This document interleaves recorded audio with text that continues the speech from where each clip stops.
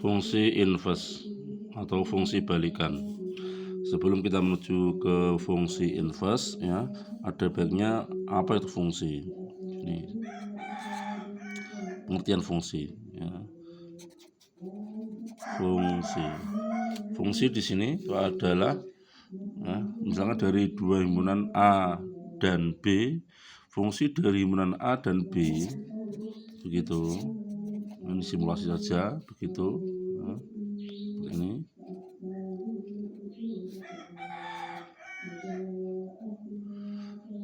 Fungsi dari himpunan A ke himpunan B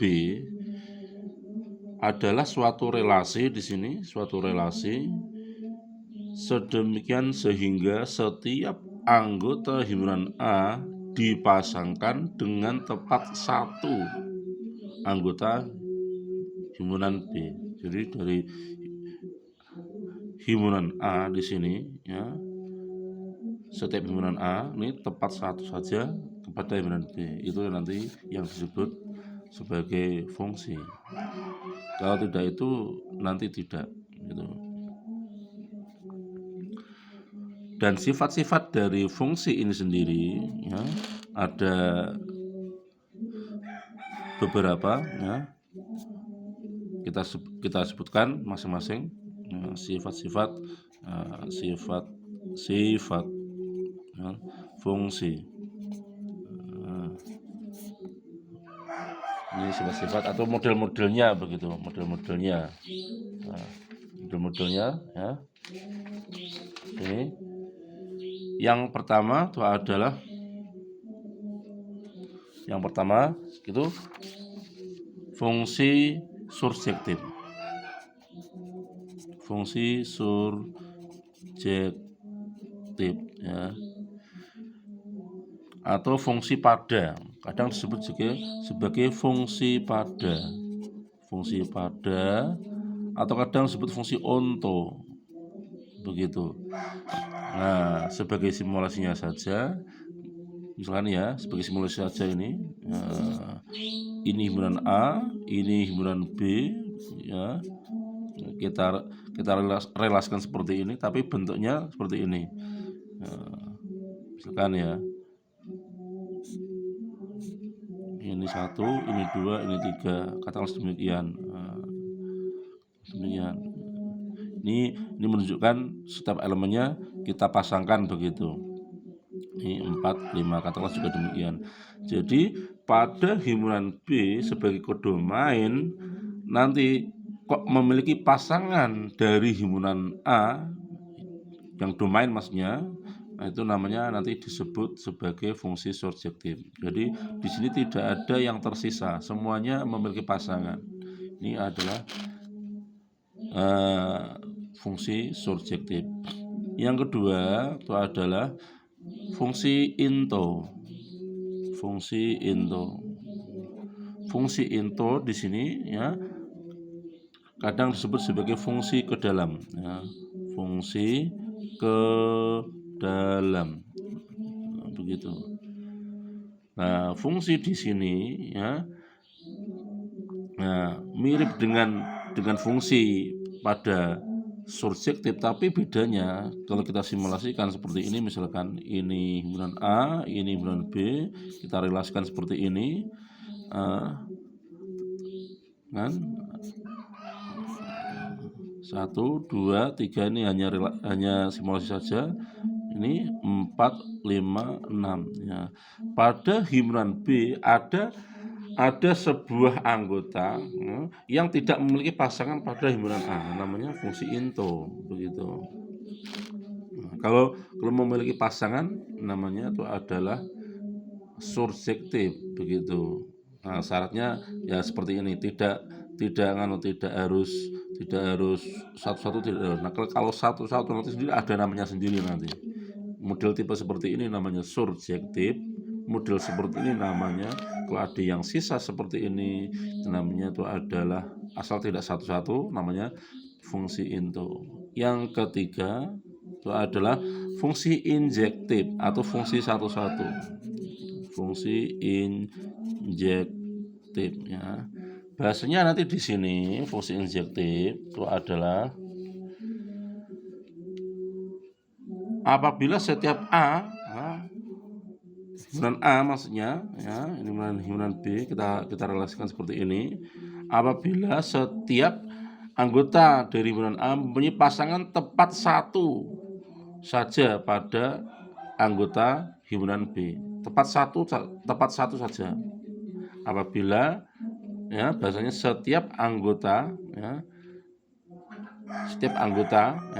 himpunan A ini ya mempunyai tepat satu saja anggota himpunan B. Jadi dari himpunan A ke kanan bahasanya begitu ya, tepat satu saja ya. Jadi tidak mensyaratkan di sini harus terpenuhi semuanya. Misalkan ini 1, 2, 3 ini simulasi saja begitu, ini simulasi saja kasih panah gitu ya. Jadi pada himpunan A nanti memiliki pasangan semuanya pada himpunan B. Ini 4 ya, 4, 5, 6 ya. Adalah 7 misalkan ada 7 misalkan di sini. Nah, di sini pada himpunan A 3, pada himpunan B ya, itu adalah lebih dari 3. Begitu, lebih dari 3. Nanti kalau pas 3 kok satu-satu namanya khusus, namanya itu adalah bijektif begitu. Sifat yang selanjutnya. Kalau hanya seperti ini saja, masing-masing satu-satu seperti ini, setiap anggota dari himpunan A memiliki pasangan semuanya, tidak mensyaratkan semuanya itu sini habis, itu adalah namanya fungsi injektif begitu. Ini sebagai simulasi saja. Yang nomor 4 sifat yang terakhir itu adalah fungsi bijektif ya, bijektif ya. Kalau kita simulasikan seperti ini himpunan A, himpunan B, kita relasikan demikian, begitu satu-satu ya, mirip dengan injektif.